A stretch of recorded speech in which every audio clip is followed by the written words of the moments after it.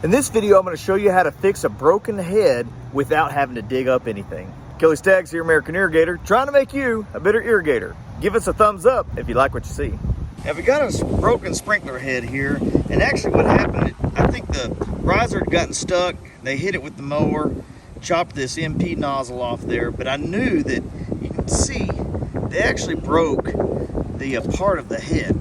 So what I did, I already unscrewed this a little bit, but I wanted to show you how I was doing this. You can take these heads apart. So I just screwed this top off. You can pull it off. It has the spring, and there's the broken riser. This is the riser part of the head. You see where the threads are broken off, and that's what's stuck into that MP nozzle. So you can take all of this out. There's the body of the head right there.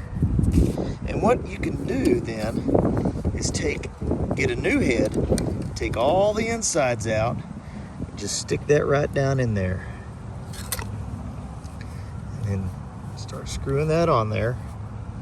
Once you get to where you can't do it by hand, just grab your pliers and tighten that all the way down.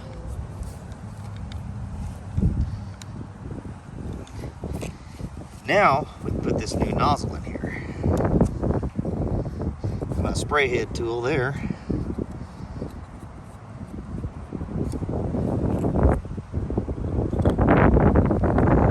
Make sure you don't cross thread it.